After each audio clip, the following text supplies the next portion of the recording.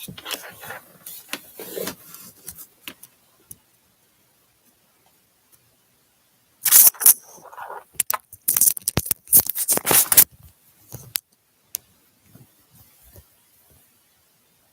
Shabbat Shalom, everybody. Just gonna close some tabs here. So this week's newsletter from Sightedmoon.com. It's gonna be a short reading. There's really not much teaching there, but it's informational. But before I get into it, I really need to mention that if you go to the website Sightedmoon.com, I'm gonna go there right now. I don't know how to share my screen. I don't think I have that capability right now, but hopefully in the future I can find a way to do that. But if I were to share my screen with you, maybe I'll just show it on my phone. What you'll notice on the website is that there is a countdown. A very, how do I describe it?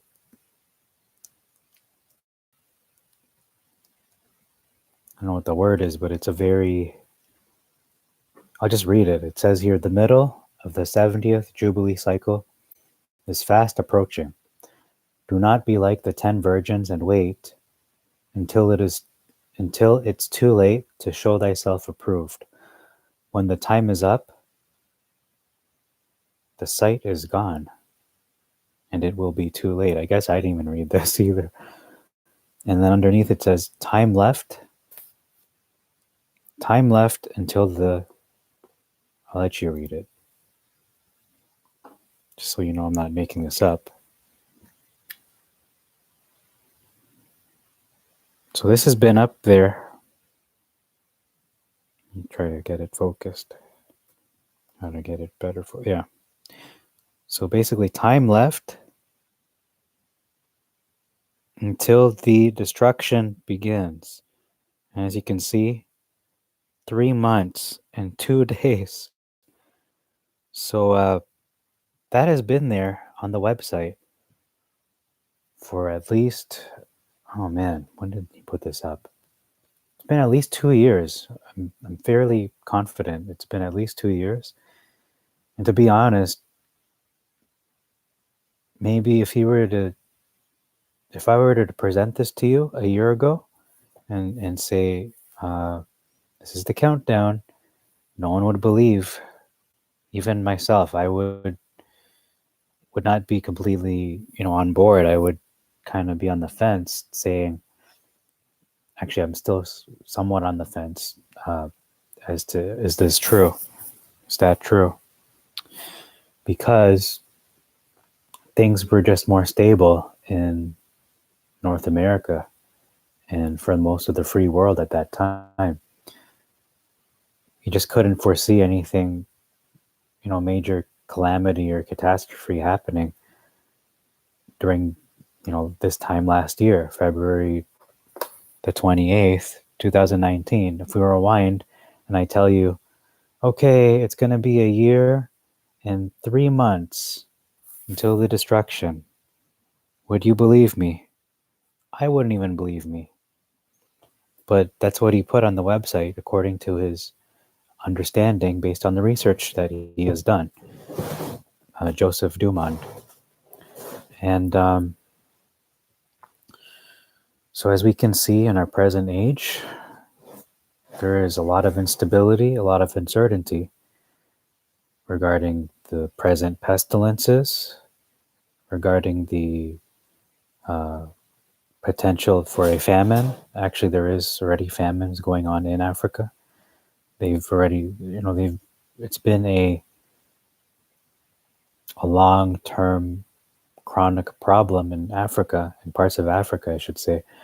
But now if it was a problem before this locust plague, then what more now? It's at least, I'm gonna estimate, maybe 10 times worse now.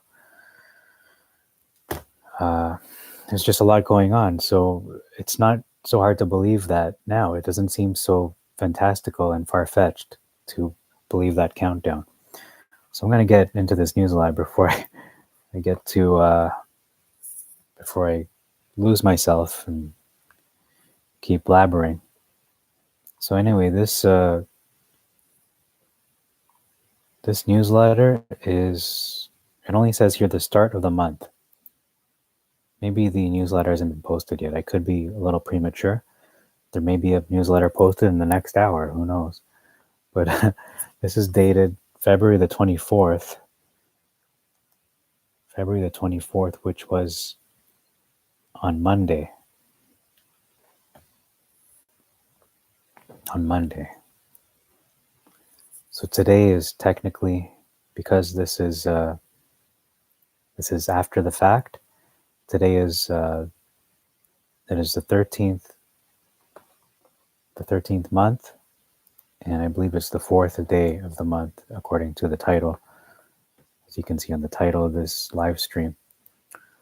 So I'm just going to read through it. It's not too long. New Moon Day. Dear friends, at the time of this writing, I am not aware of any positive new moon sightings for Israel this evening, February 24, 2020. I will, of course, send an update should any positive observations come in later.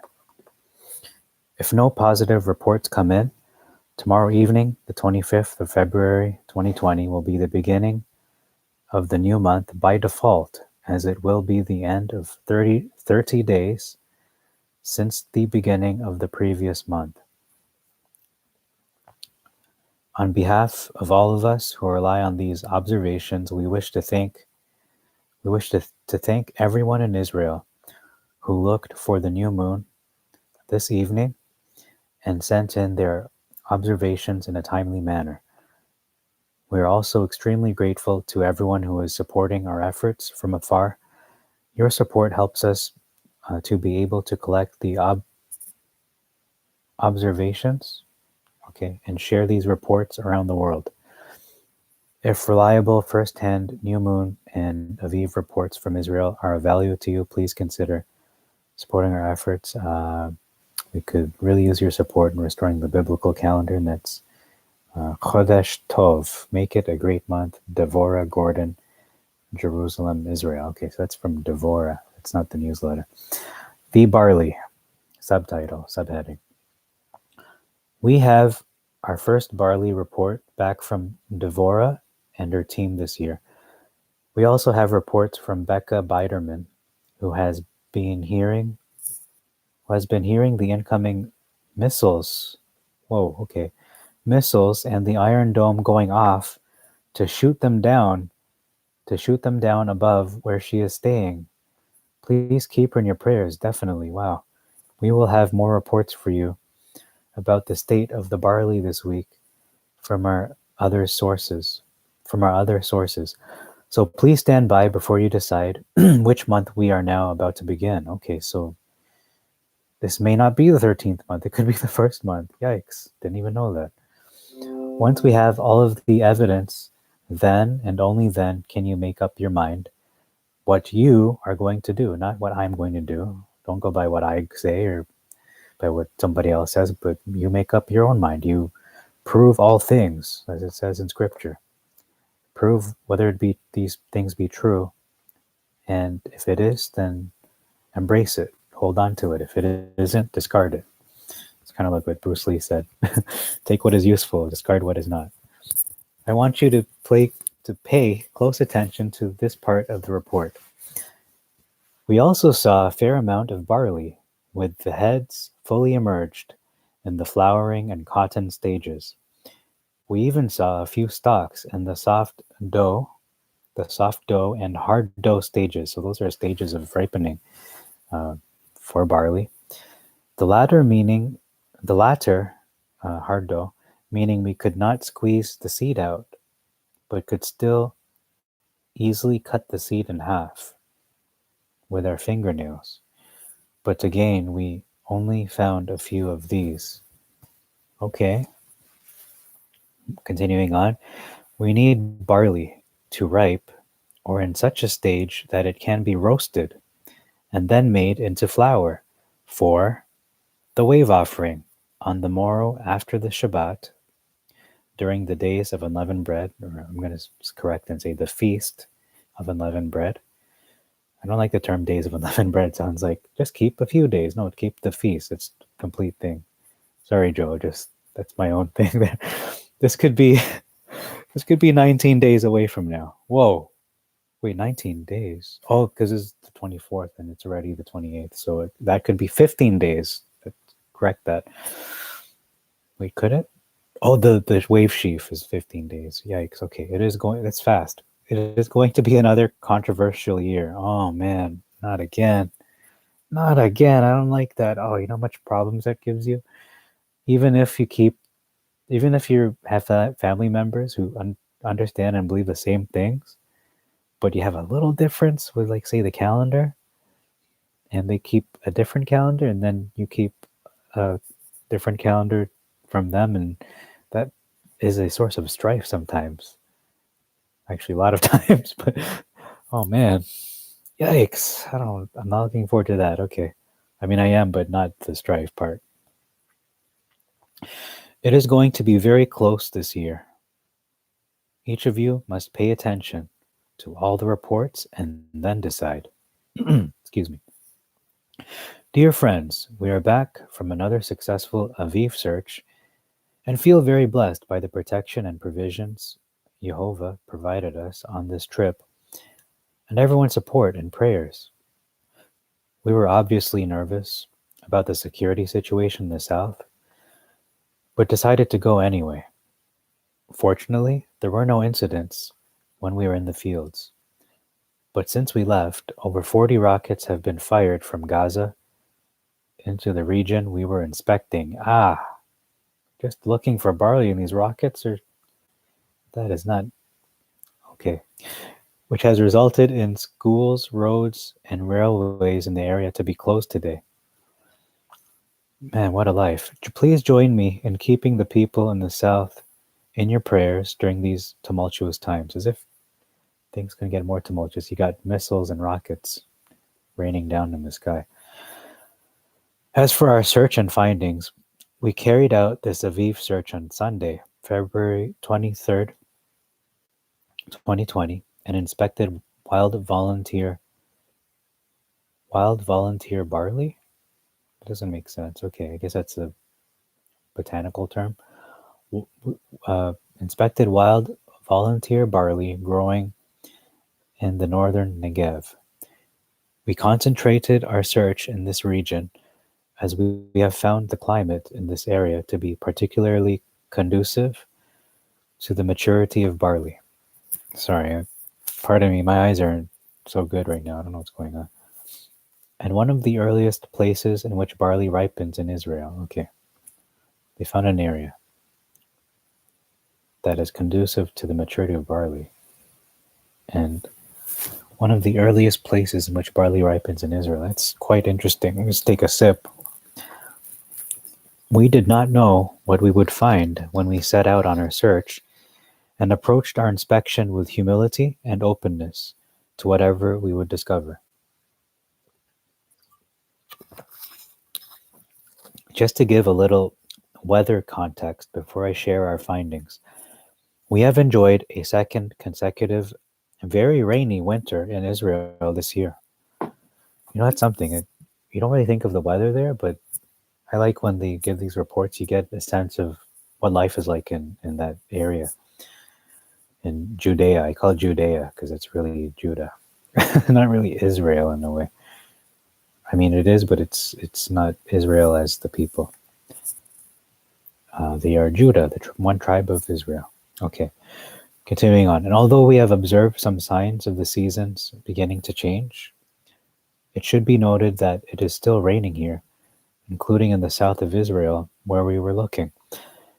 However, this did not deter us from going out and inspecting the fields, as we have seen in the past, that Aviv can be found during the rainy season, including last year, 2019, when we found a handful of Aviv barley during the rainy season, which was enough for some of you to decide to begin the new year in March 2019. So if this is the case, we would begin the year once again in March, if they have enough. Okay. As for our findings, let me say right off, right off the bat, that we did not find any Aviv barley. So that's case closed, right? In fact, the vast majority of the barley in the region would simply look like grass to the untrained eye, as it was a deep green and very low to ground. However, the development of a barley field is not uniform, nor are the different fields in the same region. And so, not surprisingly, we also saw a fair amount of barley with the heads fully emerged in the flowering and cotton stages. Excuse me. We even saw a few stalks in the soft dough and hard dough stages. Okay, a few stalks. Sound like a lot. It's like, what, 2 to 4, right? The latter meaning we could not squeeze the seed out, but could still easily cut the seed in half with our fingernails. But again, we only found a few of these. Okay, so what does that mean? What does that mean?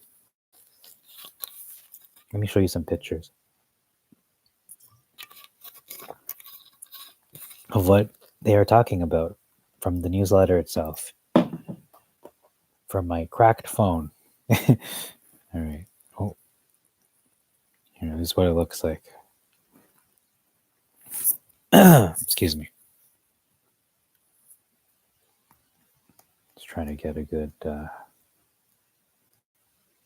right. I don't know if it's going to show up very well, but those are the barley fields. You just. Yeah, I think that's not too bad, right? And then more fields. Just ignore the crack. It's not part of the field. It's a crack. That is not the field. That's my crack. Your phone's my phone's screen crack. Okay, great. More. Oh, that's a nice picture. I like that one. It's quite nice. It's like a postcard almost. Not really, but better than the other ones at least. More scenic. And I don't know what those are. They look like cattle or sheep or what are those animals? Those are lambs. Whoa. Field of poppies, I think. That's really nice. I don't know what that has to do with barley, but that's there. Oh, wow. Sound of music. That is nice. That is so pretty. Okay. As you can see, the newsletter continues, so we're going to read that. Okay. It's after the lambs, right? Oh, the field. Okay. As we didn't find any Aviv by this new moon, I think most people will be beginning the new year next month, meaning at the end of March 2020, which will be the end of the 13th month for those who believe we only need to find a minimum of an Omer / sheaf of Aviv, excuse me, and the end of the 12th month. Okay, I think what they're trying to say here is it will be the end of the 13th month for those who believe we only need a minimum of Omer, and it will be the end of the 12th month following a leap year for those who believe a significant amount of the field needs to be Aviv before beginning the year. And it looks like that's what the case is here, but we'll continue to monitor the situation. That being said, in case there is someone who believes they need a particular amount of Aviv by Yom Hanafat HaOmer, the day of the wave sheaf offering, and thinks they have enough information from our report in order to predict that, I have decided to leave both the March and April Chag Hamatzot dates in the image below. So, hold on a sec. How can the new moon?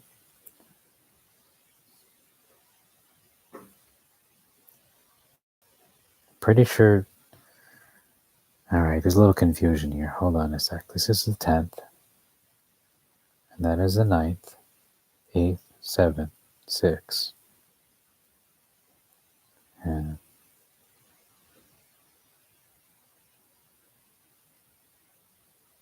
5, 4, 3, 2, 1.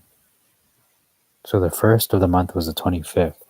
So if you begin Chodesh HaAviv with the new moon on February 25th, which it was, we can confirm that because there was no new moon sighting. The first day of the Feast of Unleavened Bread will be sunset March the 10th.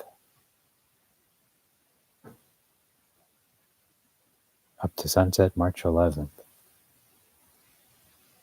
If you go by the reckoning that there's enough Aviv barley, or enough barley that is Aviv. And yeah, so that would be the first day of the feast for you. So it would be ready the new year for you. So happy new year if that's your inclination to do so. And Yom Hanafat HaOmer, day of the wheat sheaf offering, 15th of March. The 7th day, last day of the Feast of Unleavened Bread, will be sunset March 16, which would be the Monday. And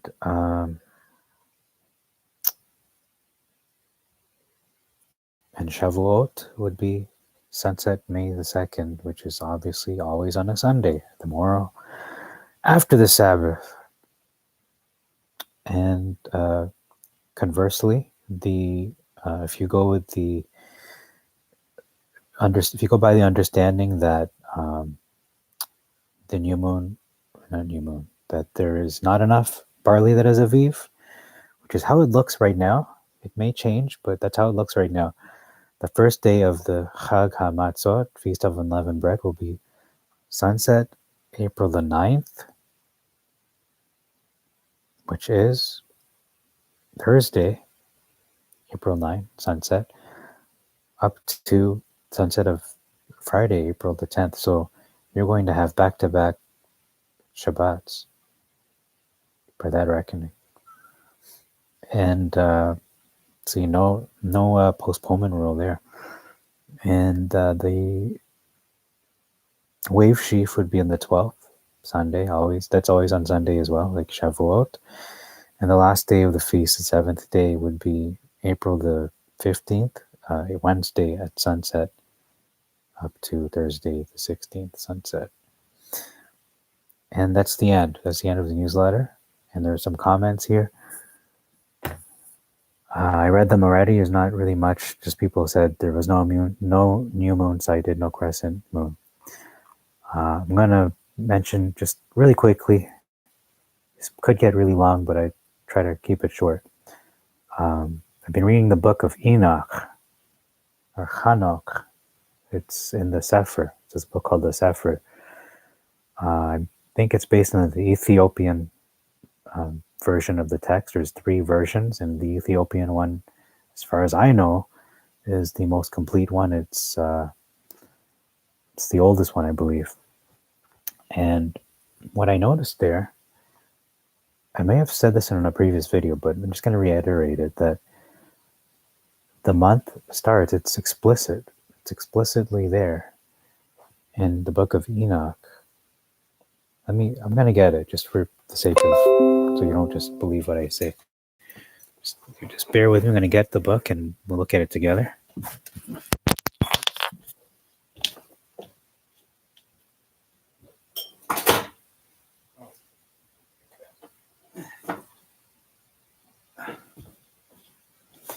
Okay.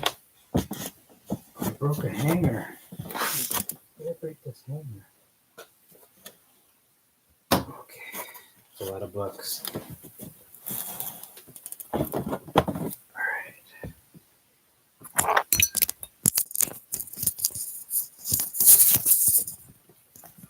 So we're going to look into that book just really quick, because I didn't want to make a separate video just for this topic, because it didn't seem like, well, I didn't want to introduce a controversy, and that's not what I'm trying to do. I'm trying to provide clarification to this hotly debated topic amongst people in the faith as to what is the correct calendar. Is it the Hillel calendar? Or is it the sighted moon? Or is it some other thing? Is it the lunar month or lunar Sabbath, lunar Shabbat? And so in Enoch 73, in this book, the Sefer, a friend lent it to me. Thank you very much. It says here, I'm going to start from verse 1 up to verse 5. After this law, I beheld another law. Actually, before I start, I'm just going to mention that the book of Enoch is referenced in the book of Jude. It is recognized by scriptures as being a piece of literature that has authority, that it is recognized as being divinely inspired. But unfortunately,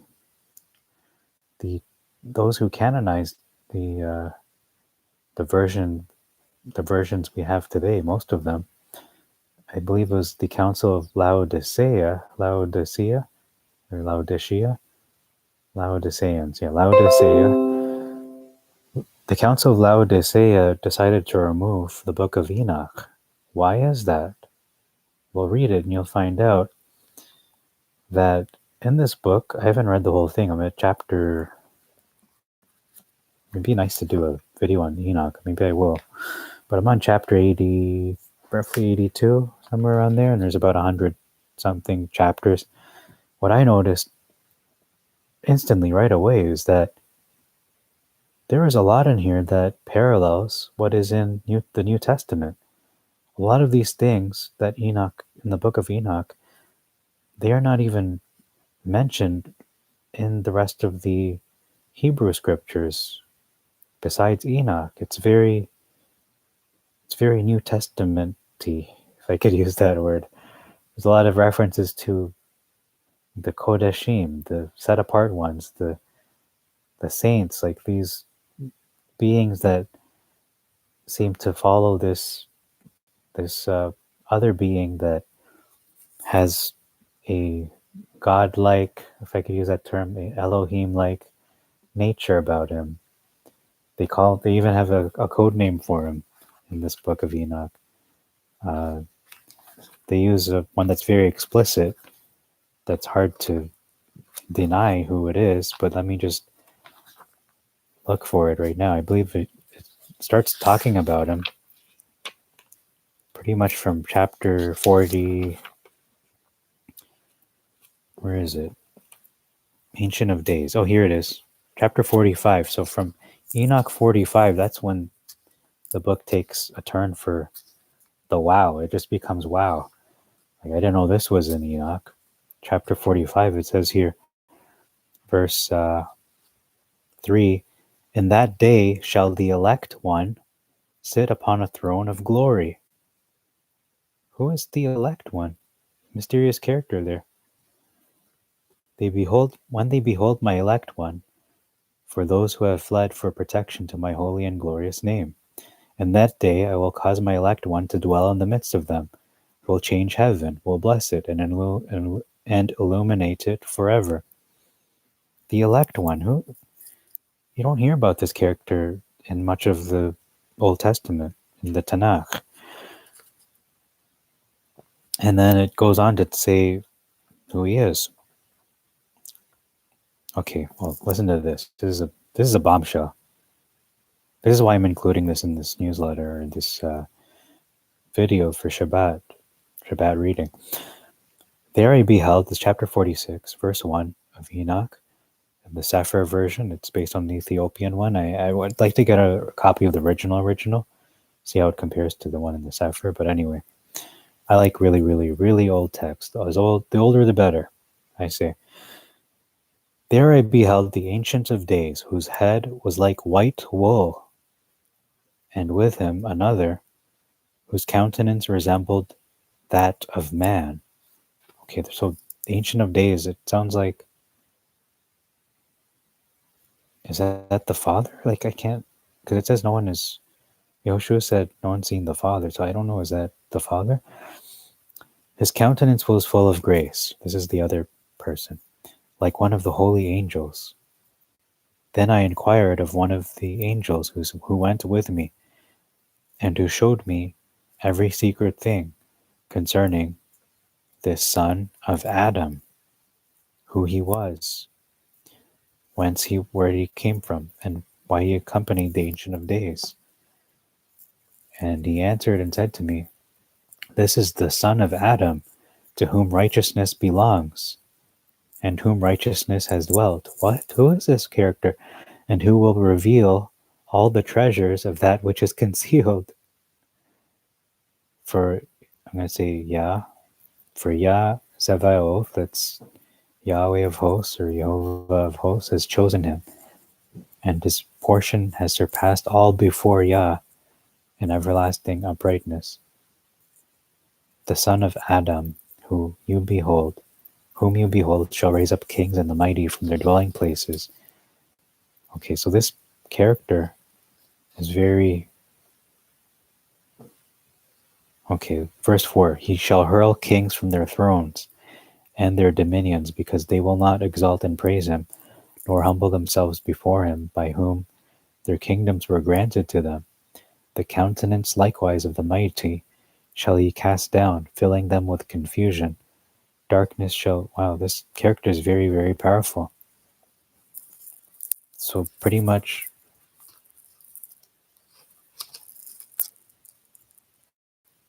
And there's another character, the concealed one. Okay, I didn't even know about that one. It just went over my head when I read it.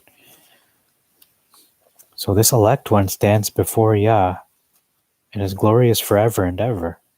With him dwells the Ruach, 7 different spirits, the spirits of Yah. And who was prophesied to have those spirits? Is it not the Mashiach? So I'm guessing this is the Mashiach. That's logical. So basically, what I'm trying to say is that the book of Enoch, Hanoch, is a messianic book. There's so much proof here to show that Yehoshua was the Messiah. He was the Mashiach, prophesied to come. There's so much imagery in this book that is like Revelation, that is messianic, that shows that there were two, not just one, the Father, but there were two beings, and this being existed since the beginning, before the beginning of creation. It was just him, him being the Father, and this other entity, which John, the Gospel of John, identifies as the Logos. So I believe that what the book of Enoch is saying, it is proving that there was a Logos. This is hard evidence to show there were the God the Father and God the Son, or Elohim the Father and Elohim the Son. That's what it's showing here. But they took this out because the Laodiceans did not agree with this teaching. They would, by that time, I believe they had already they were already denying the messiahship of Yehoshua, those Laodiceans, or that council of Laodicea. So, 73. So that's the context of this book. Verse 1, after this law, I beheld another law of an inferior luminary. So he was talking about the sun's cycles and the seasons of the sun, and it's very, very detailed, very specific, and actually scientific and astrological as well, or astronomical. I don't know which one. I think it's astronomy. Yeah, astrology is the zodiac, right? Okay. So I beheld a law, or after this law, I beheld another law of an inferior luminary, the name of which is the moon, and the orb of which is as the orb of heaven. Its chariot secretly ascends. The wind blows. I mean, it's not a literal chariot. It's the course that it follows. That's what it means. Unless it means something else, but that's how I understand it. Its chariot secretly ascends, the wind blows, and light is given to it by measure. Every month, at its exit and entrance, it becomes changed, and its periods are as the periods of the sun. And when the moon is full, its light is a seventh portion from the light of the sun. Thus it rises, and at its commencement, towards the east, goes forth for 30 days. Uh,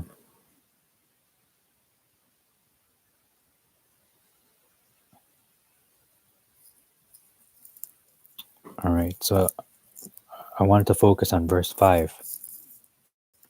Verse 5 reads, At that time it appears, and becomes to you the beginning of the month. Wow, that's explicit. Basically, it's saying when you see it appear, not when it's dark, when you see it appear, you can only see something if it's visible, hence light, it becomes to you the beginning of the month. That's the start of the month, the new moon, the visible crescent, according to this version of Enoch. When I read other versions online, they didn't say this explicitly. It was some kind of other wording. That's why I want to get the original, like the oldest copy of this book. But it's interesting that at least here it says that. And according to the website that makes this book or ships it, they don't even agree with this. So I'm so confused. So anyway, I'm going to go by what they translated. Maybe it was inspired. I don't know. When they translated it this way, 30 days with the sun in the gate from which the sun goes forth. Half of it is in extent, 7 portions. Okay. So basically what it sounds like here is that at this time when Enoch was observing these heavenly phenomenon, this astronomy, it sounded like my perception of this, I could be wrong, but this is my perception, is that he's noticing all the heavenly lights, the stars, the sun, the moon, the luminaries. What it sounds like to me is that the moon and the sun during this time of Enoch, which was before the flood, before Yehoshua, not Yehoshua Mashiach, but the one of Moshe, the successor to Moshe, when he asked Yah to stop the sun from going down, that hadn't happened yet. So at this time, the moon and the sun were very much on the same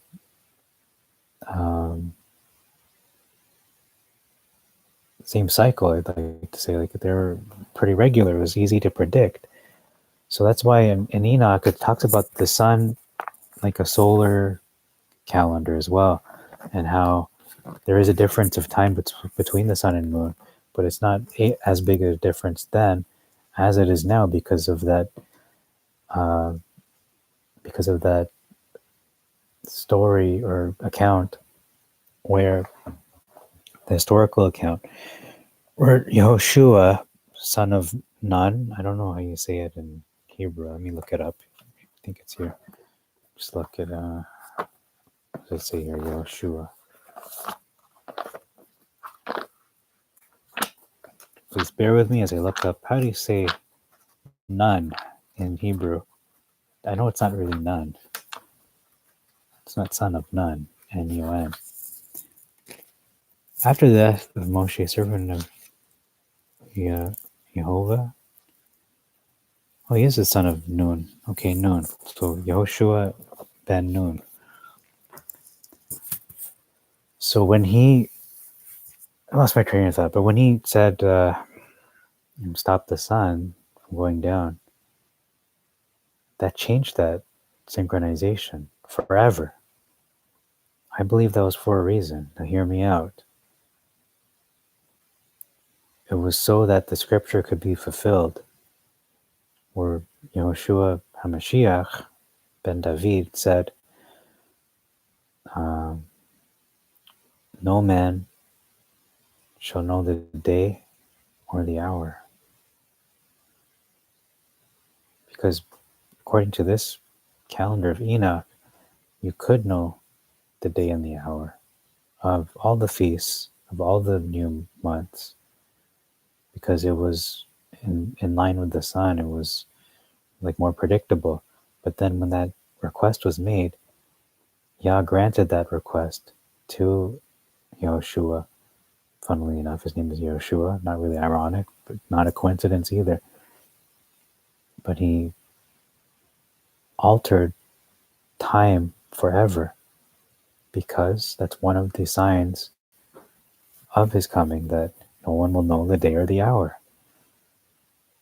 How could that be fulfilled if Yehoshua ben Nun didn't say to Yah, please stop, to stop the sun? That wouldn't apply. But that request was made. That is the past, it's history.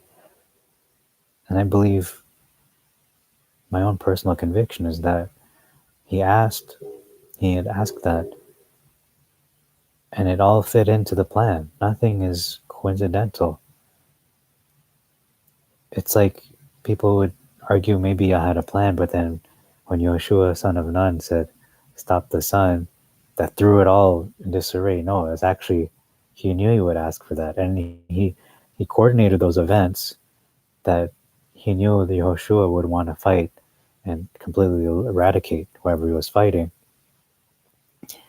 at that time, on that specific day, because he knew he would ask that request, and he wanted him to, actually, because that would fulfill the future saying of Yehoshua that no man would know the day or the hour, because the only feast that falls on a new moon is the Feast of Trumpets, Yom Teruah, and that is the day that he's prophesied to return, Yehoshua, the second time, and also was the day he came the first time as well. So I find that very, very thought-provoking.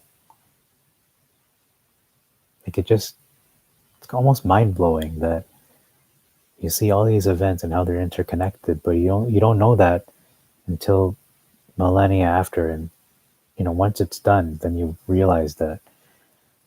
But at the time when he asked for that, how would anyone know that that would happen thousands of years later?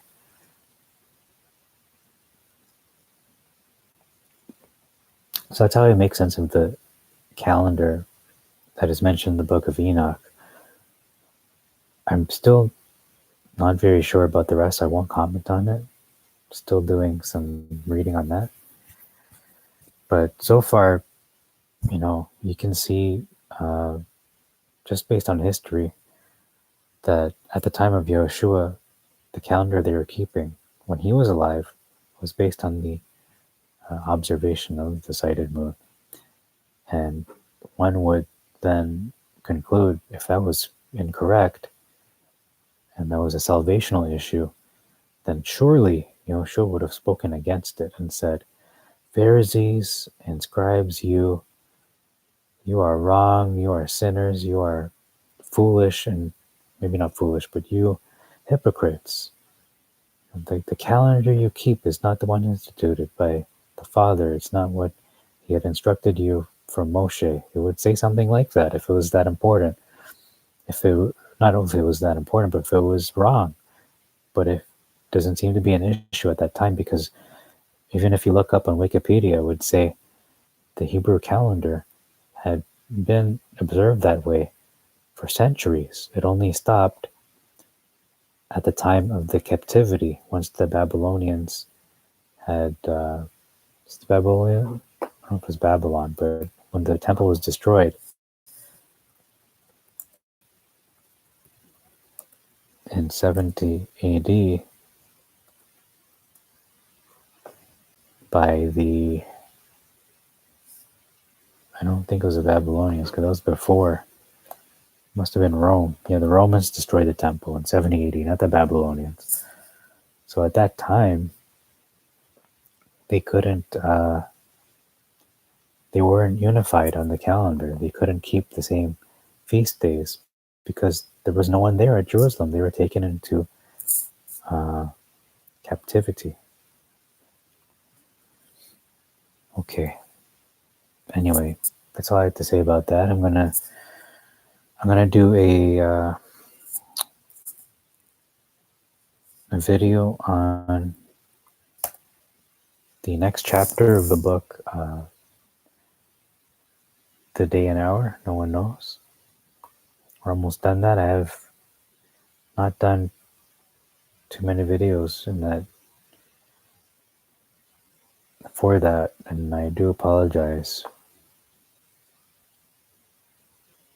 I've been busy, and it's no excuse, but that's my excuse, but there's no excuse. Okay. So thank you for watching this short video. I don't think it was really short. It was supposed to be. I think it's like an hour now, 46 minutes. And then I'm going to do a chapter summary from the book, The Day and Hour No One Knows. It's a very interesting book. We're wrapping it up. It's talking about when is Yehoshua coming back? When is Jesus Christ coming back? As other people know him by that name. And I don't know what people's beliefs are watching this, so I will just use both. Just to clarify, personally, I use the name Yehoshua. That's the way the Hebrews say his name. If you're in Israel, they will say, "Hey, Yehoshua, how are you doing?" Right? That's just a common name. So, thanks for the thumbs up. Appreciate that. So I'm going to end the stream. I will record a video using my phone. Oh, wait, can I? I might have to use this because my phone is out of space.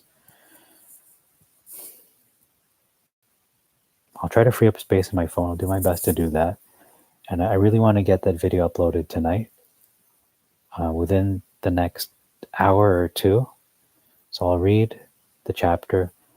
I won't read it like the way I did today, the newsletter, because if I do that, it will take like 2 hours.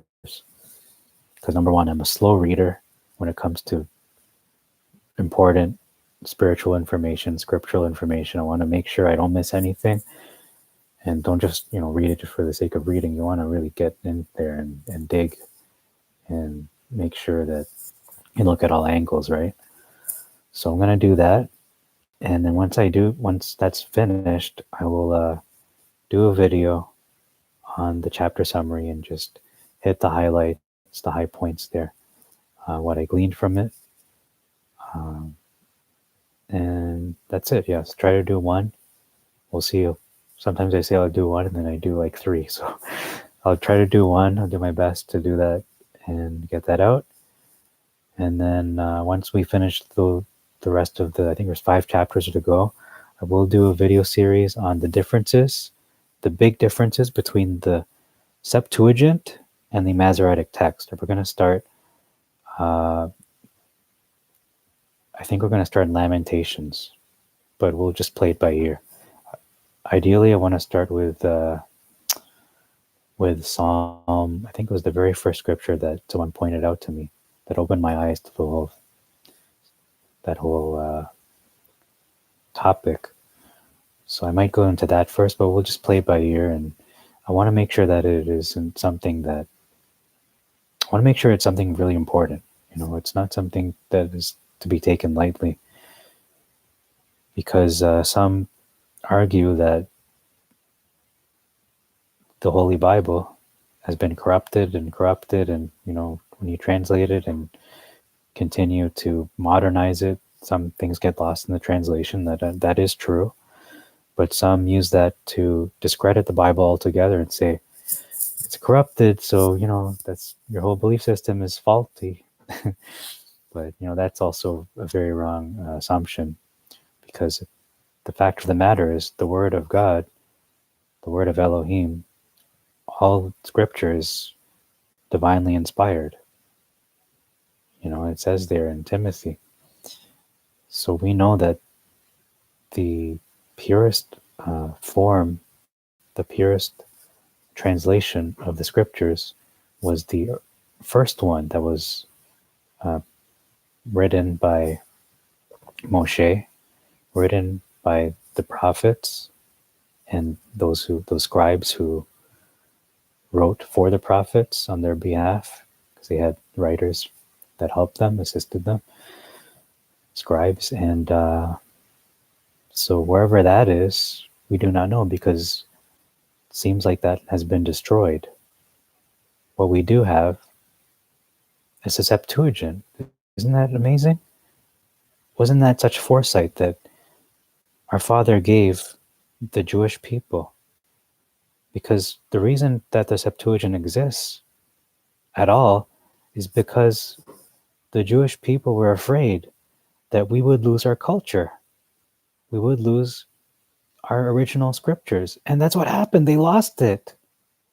Not that they had it and just it fell down a sewer. No, it was destroyed. The closest thing we have, the closest artifact or relic that we have of the original scriptures are the Dead Sea Scrolls. And I think they're either written in Aramaic or Hebrew. I'm not 100% sure, but anyway, it's not written in Greek. I know that. But if you look at the Dead Sea Scrolls and you put it side by side with the Septuagint and also with the Masoretic, you will see that the differences between the Septuagint and the Dead Sea Scrolls are very, very, very minute. There's almost no difference, whereas with the Masoretic, it's almost like a different book. So that's the point. That's why I'm going to do that series after I finish the chapter summaries of the other book. And so, yeah, lost my train of thought again. Okay, so the Septuagint, the Jews were divinely inspired. They were led by the Father to have that inclination in their heart that our culture will be lost because everyone speaks Greek. This is a time where Greek was pretty much English. That was the universal language of communicating, of trade, and of everything in that ancient world at that time. Even, I'm going to say something kind of controversial, but I'm going to go out on a limb and say Yehoshua probably spoke Greek too. Probably. Maybe not fluently, but he was able to converse because I think the Greeks approached him. They wanted to meet him. I don't know if he had a translator between him and the Greeks. Maybe they did, maybe they didn't, but one would have to suspect he probably spoke Greek, most likely. Definitely spoke Hebrew, Aramaic, but did he speak Greek as well? Was he trilingual? Was he even quadrilingual? Did he speak Latin or whatever the Romans were speaking at that time?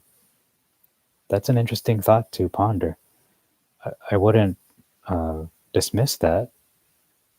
I wouldn't dismiss it that he was at least trilingual, maybe quadrilingual, but because Pilate was talking to him.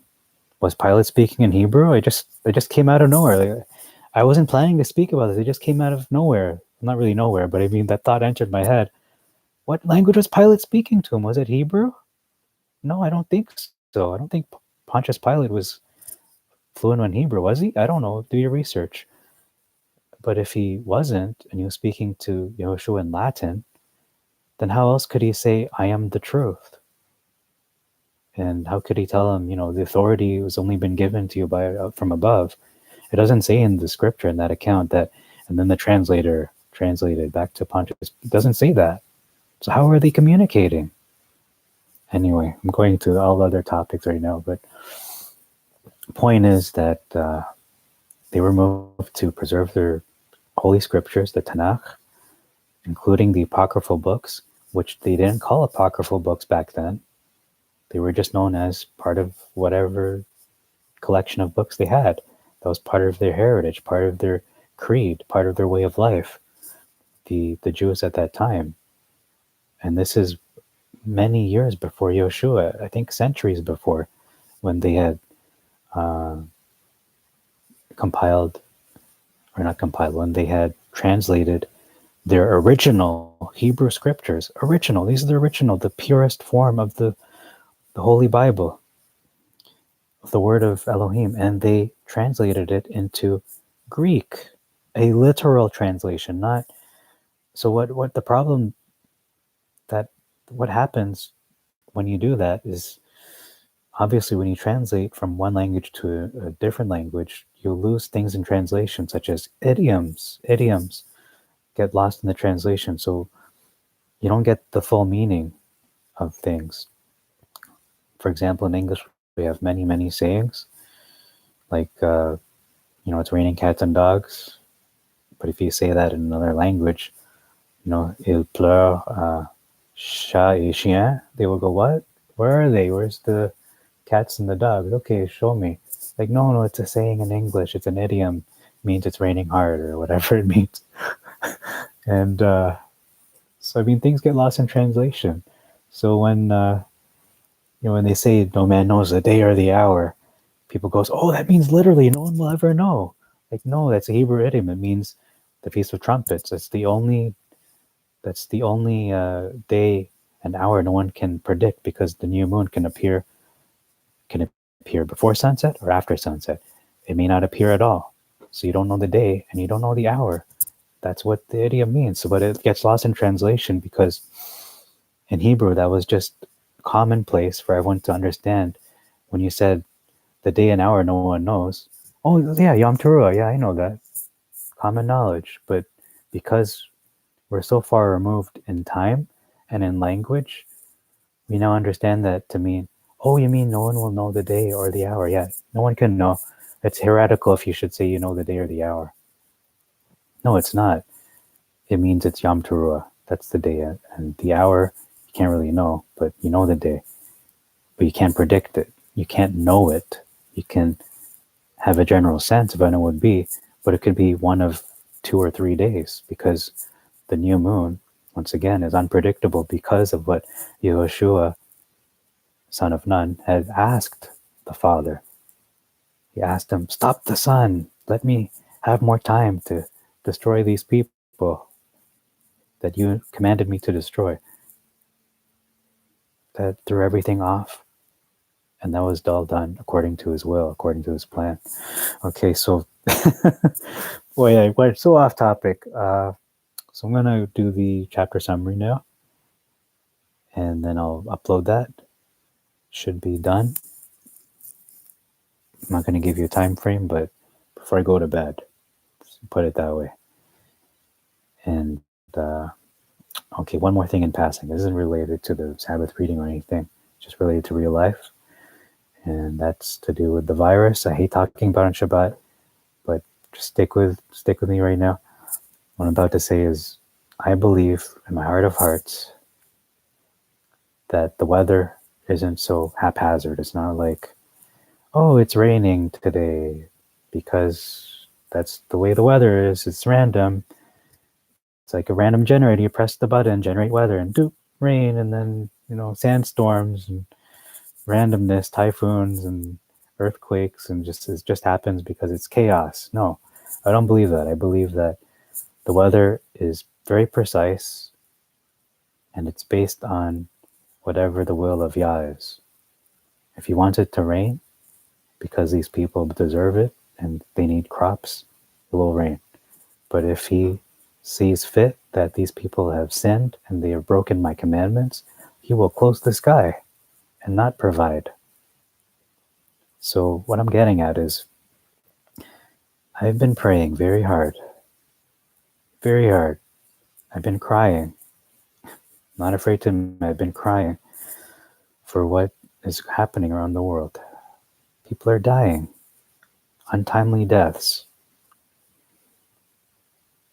And I'm praying for a miracle, for God to intervene, for our Father, our Elohim, to intervene.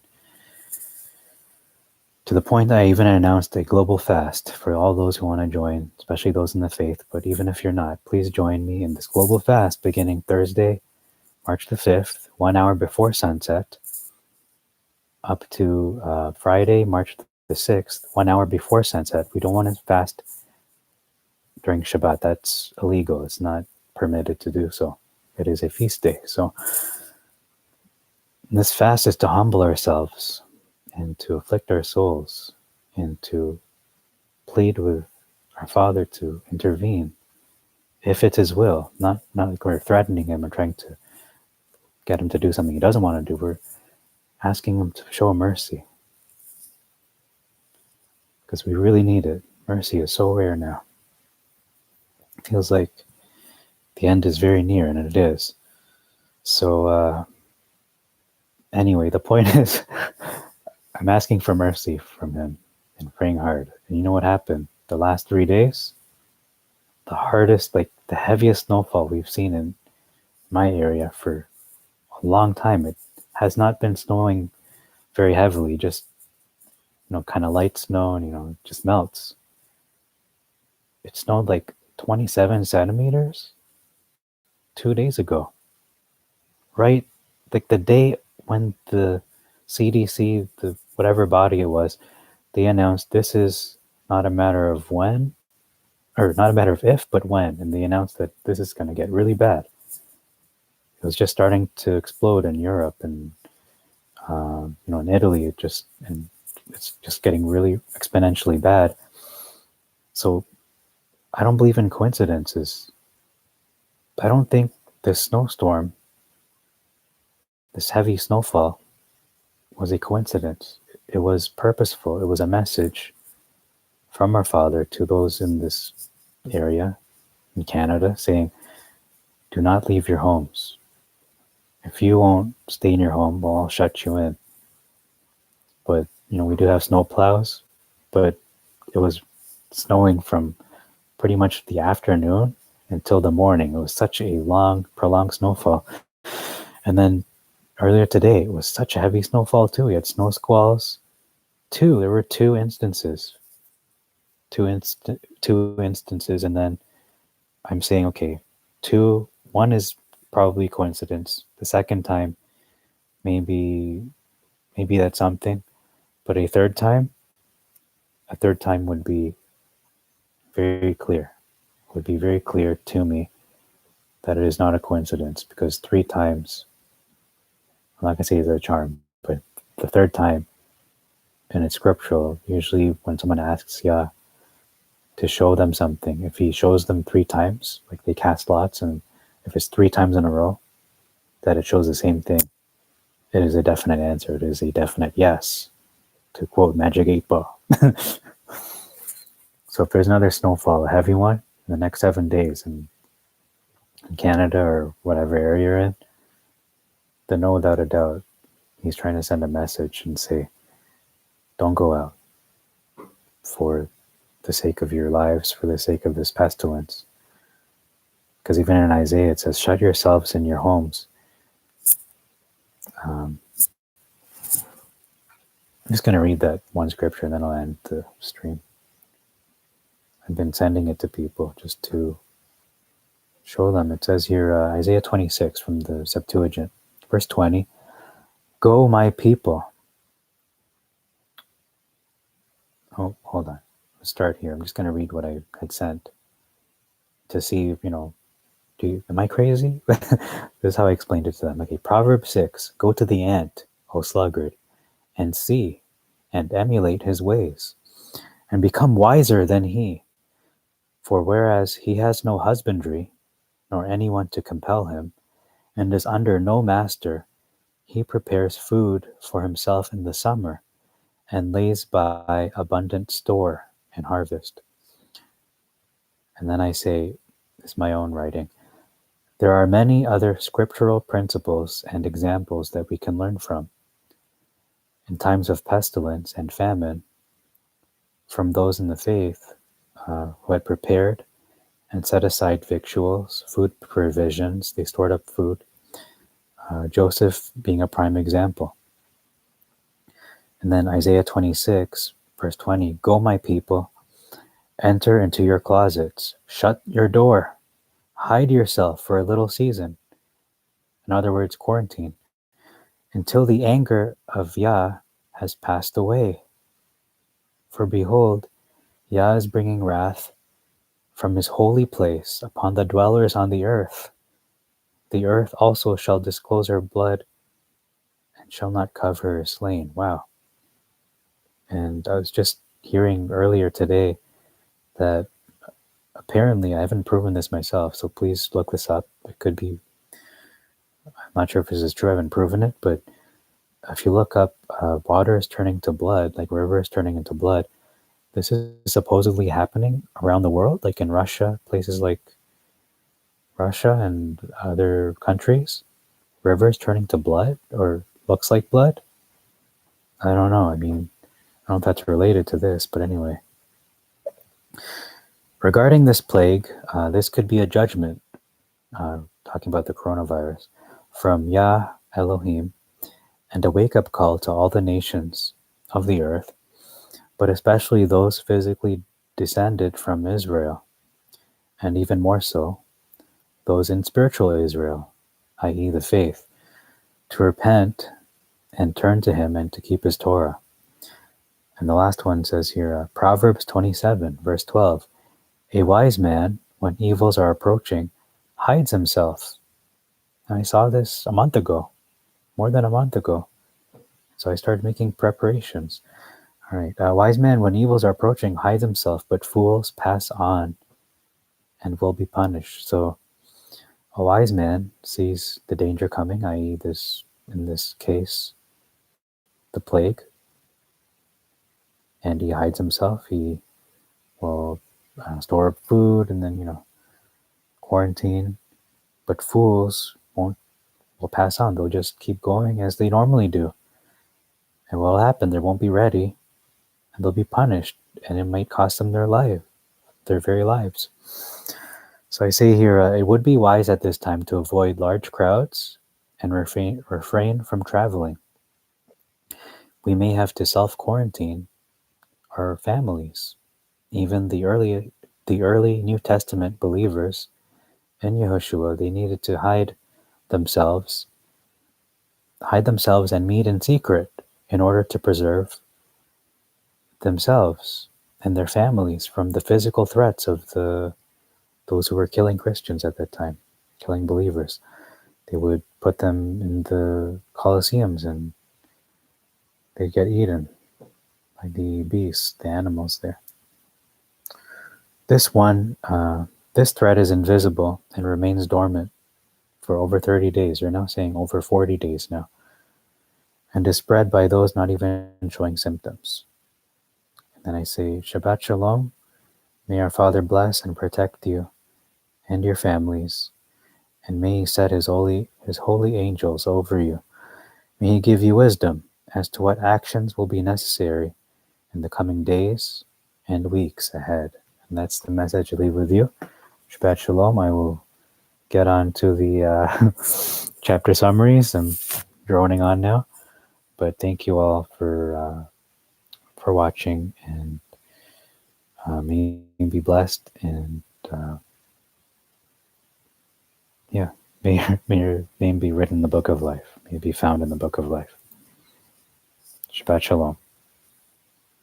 Stay tuned for the chapter summary coming very soon, before I go to bed, whatever time that is. It's almost 10 p.m. I'm going to say I'll have it done within the next 3 hours, at the most 3 to 4 hours. I'll try to get it done efficiently and thoroughly as well. Okay, thank you.